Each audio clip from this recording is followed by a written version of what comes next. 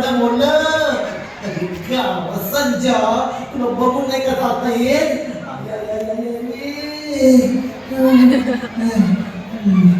बरं मला सांगा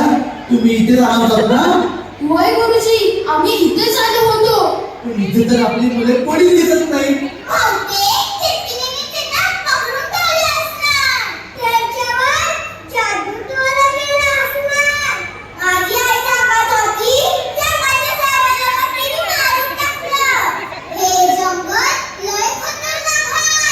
एवढं समजतं ना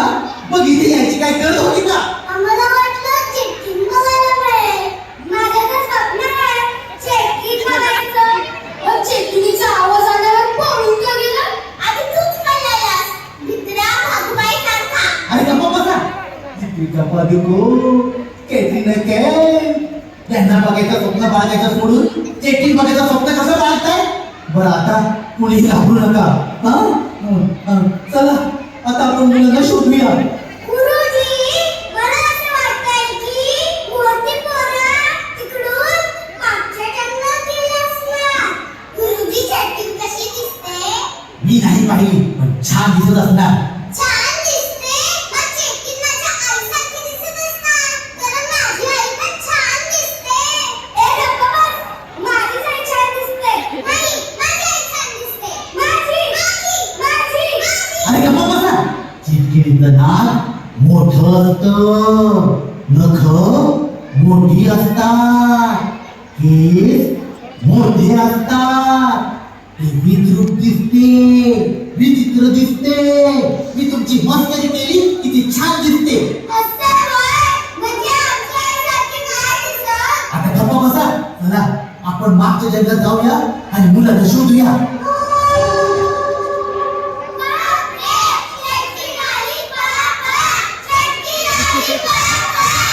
गाढवा संजय तू कुठे चालला पळून ती चेकिंग म्हणजे काय प्राणी संघ राहायला मागं वाटलं का तिकीट काढून बघायला 10,000 रुपये तिकीट 10,000 रुपये तिकीट गुरुजी इथे जंगलात तिकीट नाही फुकट जमस्त का मुकाट किती वेळ वाट आता तो सरपंच येईल आणि माझा मुंडका काढून झाडाला लटकवेल शाळेतून पोरं गायब झाली म्हणून गुरुजी तुमचं मुंग झाडावर लटकवल्यावर तुम्ही रात्री झोपताना उशीवर काय ठेवाल तुझा मुंडक जमस्त का आता बापरे सरपंचाने गावकरी इकडे देतात की काय माझं खरं नाही देवा काय करू आता वाचव मला काय झालं गुरुजी सापडलीत का बरं काय खबर बात खबर खोदाबाची खबर म्हणजे या संजयला विचार नाही ते काय संजय काय झालं पोरं शाळेतून पळून इथं जंगलात आली इथं जंगलात आली कशाला चिटकीट बघायला मग तू का थांबलास मला जंगलातून खाऊ आणून देतो बोलली म्हणून गुरुजी कुठं होता मस्तर हो गुरुजी नीट बोला खरं सांगतोय